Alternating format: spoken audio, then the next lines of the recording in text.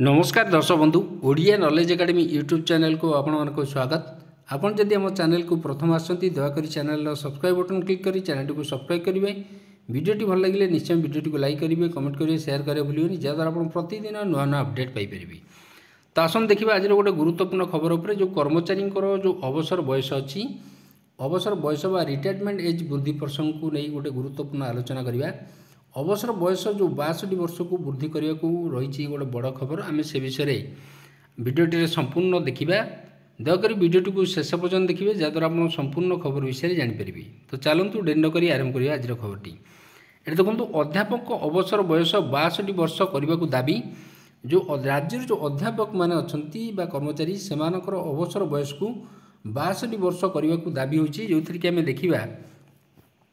शिक्षा आईन जो 1969 अनुसार रूल 9 अनुजाई उभय सरकारी एवं अनुदानप्राप्त कॉलेज को समान अधिकार देवार विधि व्यवस्था थाई भी जो अनुदानप्राप्त कॉलेज अध्यापक क्षेत्र में पात्र अंतर नीति अवलंबन कराई सेमानंकु उचित प्राप्य मिली नहीं।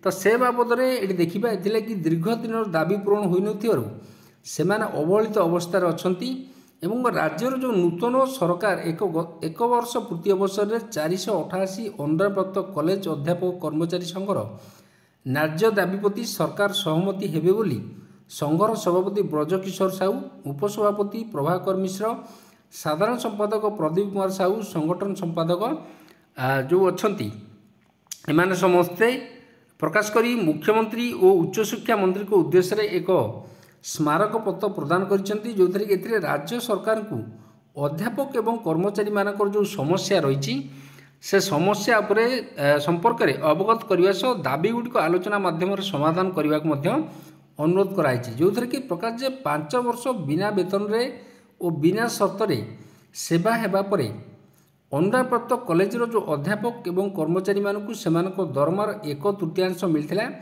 7 वर्ष पर से पाइथिले दरमार मात्र 2/3। तेणुक अनुदानप्राप्त कॉलेज चाकरी 9 वर्ष पूरण करापर से पूरा दरमा मिलिया परे पूर्ण अनुदान प्राप्त बोली विवेचित कराई जोटि कि 9 वर्षर शिक्षादान एवं स्वल्प दरमार श्रम त्याग करने कारण सेमानकर जो अवसर बयस 60 वर्ष बोली धार्य कराई। तेणुक अपर पक्षरे चाकरी आरंभ समस्त सुविधा सुजोग एवं दरमा पाइथिबा सरकारी कॉलेज अध्यापक मानकर अवसर बयस सीमा थिला मात्र 58 वर्ष। एवं सरकारी कॉलेज अध्यापन बयस जो रही बर्तमान 60 वर्ष अच्छी से विश्वविद्यालय क्षेत्र में अवसर ग्रहण बयस 75 वर्ष रही।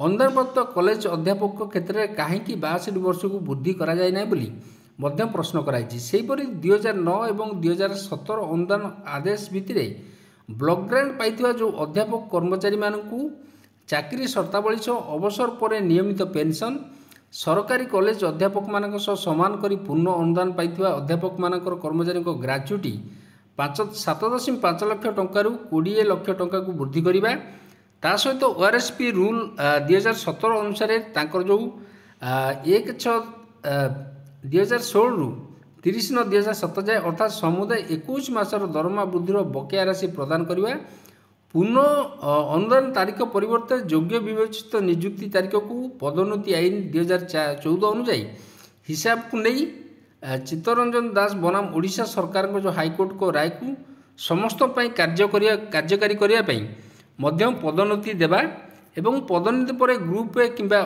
प्राध्यापक जो पदवी बदल रे सरकारी कॉलेज पर से पदवी गुड़ी को असिस्टेंट प्रोफेसर एसोसिएट प्रोफेसर बोली विवेचना करवा। वैधिकृत अध्यापक मानकु वैधिकरण आईन 1989 अनुजाई वैधिकृत दिन को हिसाब को नहीं 30 वर्ष पर एससीपी दवा ता सहित डेमोन्स्ट्रेटर पीटी लाइब्रेरियन आदि पदवी को शिक्षक पदवाच्य करवा एवं 2008 परवर्ती योग्य विवेचित पदवी गुड़ी को अनुदान परिसरभुक्त एप्रिल 1989 परवर्ती अध्यापक पदवी की यूजीसी हार दरमा प्रदान करवा एवं अनुदान प्राप्त कॉलेज गुड़िक खाली शिक्षक और अणशिक्षक पदवी पूरण करने से दाबी करोटा कि आम देखा वर्तमान सरकार पूर्वतन जो सरकार त्रुटिपूर्ण अनुदान नीतिर संशोधन करी अध्यापक मान कर्मचारी मान दाबी पूरण सकारात्मक मनोभाव प्रदर्शन करेंगे से आशा व्यक्त रखिंट। एवं सेमानक जो दाबी गुड़िक अच्छी वर्तमान जो लोकप्रिय सरकार सेगुड़िक पूरण करेंगे बोली सेमान मध्य आशा रखिंट। तो आज गुरुत्वपूर्ण खबरटी जदि खबरटी आपको भल लगे दयाकोरी आम चैनल को सब्सक्राइब करेंगे, वीडियो को लाइक करेंगे, कमेंट करेंगे, शेयर करेंगे भूलिए जहाँद्वारा आप प्रतिदिन नुआ नुआ अपडेट पाइपर। धन्यवाद।